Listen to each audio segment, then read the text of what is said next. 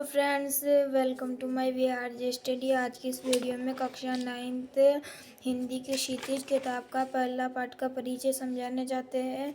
ज़्यादातर प्रश्न परिचय के अंदर से भी पूछे जाते हैं, तो बिना देरी करते हुए हम वीडियो को स्टार्ट करते हैं। चलिए, हम प्रेमचंद का जन्म सन 1880 में बनारस के लम्ही गांव में हुआ था।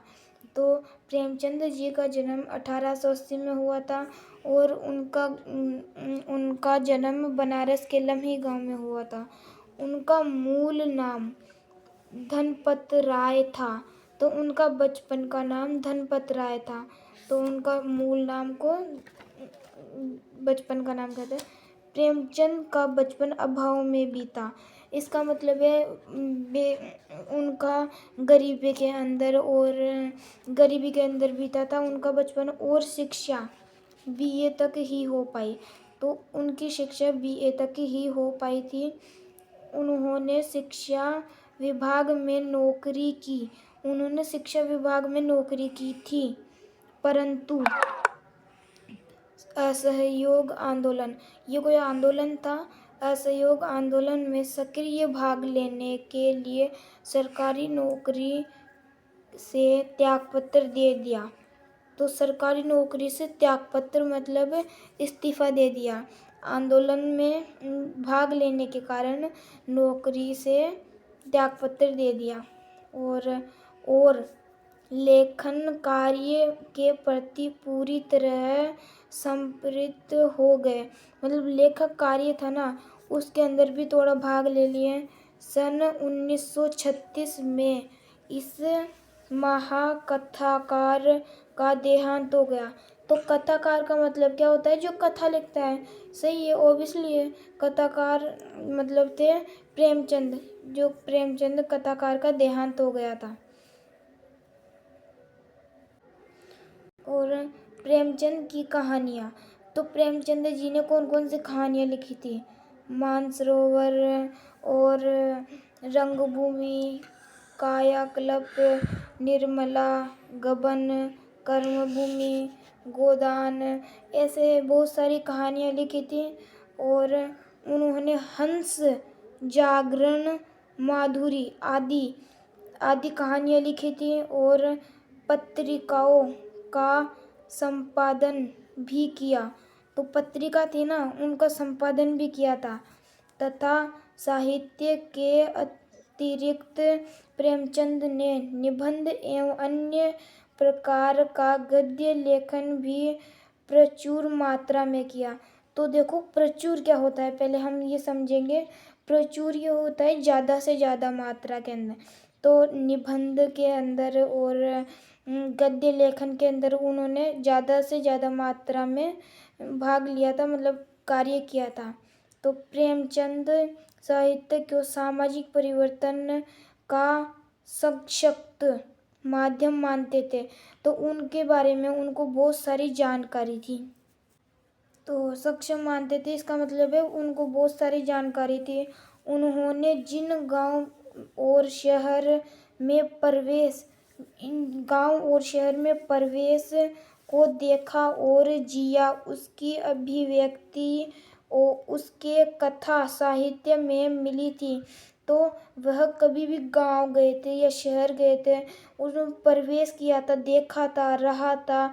मतलब जो रहते थे, जिए थे, मतलब रह कर वो का वातावरण जिए थे, उसकी अभिव्यक्ति उनके जीवन के अंदर मिल गई थी। इसका यह मतलब है उनके जीवन के अंदर, साहित्य के अंदर मिल गई थी।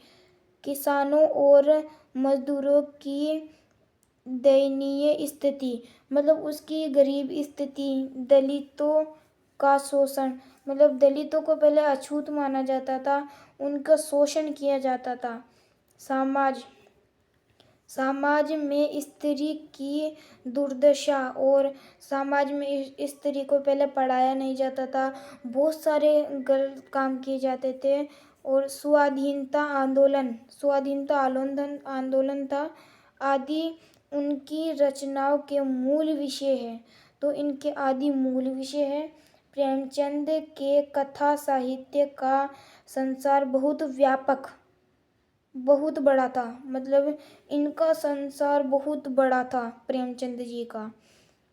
उन्हों उसमें मनुष्य ही नहीं, पशु पक्षी और भी अद्भुत आत्मीयन जी मिली है। तो उनके अंदर बहुत सारे थे, जैसे पशु पक्षी भी मिले हुए थे और आत्मीयता भी मिले हुए थे।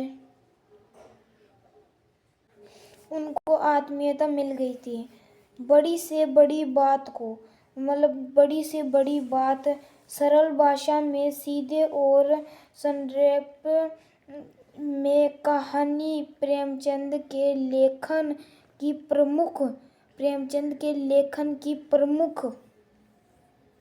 प्रमुख विशेषताएं हैं। तो उनकी बातों की बहुत सारी प्रमुख विशेषताएं हैं। उनकी भाषा सरल, मतलब उनकी जो भाषा थी ना, वो सरल भाषा थी, आम भाषा थी, जैसे आम भाषा हिंदी। सजीव एवं मुहावरेदार, तो उनकी भाषा मुहावरेदार थी, मतलब कोई भी कहानी या कवि कुछ भी लिखते थे ना, तो वो मुहावरेदार टाइप के अंदर लिखते थे। तथा उन्होंने लोक प्रचलित शब्दों का प्रयोग कुशल पूर्वक किया। कुशल पूर्वक मतलब बहुत अच्छे से लोकप्रिय तरीकों से किया था। कुशल पूर्वक था मतलब वो पूरे इस मामले में पूरे ज्ञान से जानते हैं, वो पूरी बात कर सकते हैं, इनको पूरी बात जानते हैं, वह जो होता है कुशल पूर्वकता।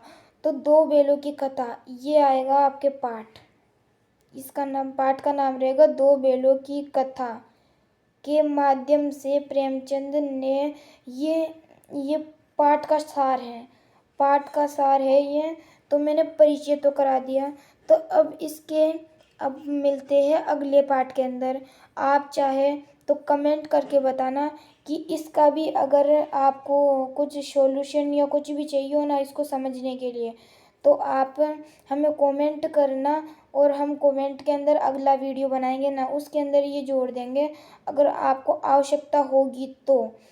और ये कैसा लगा वीडियो, आपको समझ में आया हाँ या नहीं, आप कमेंट के अंदर हाँ या नहीं का जवाब देके जाना, और हमारे चैनल को सब्सक्राइब जरूर कर लेना। धन्यवाद। जय हिंद, जय भारत।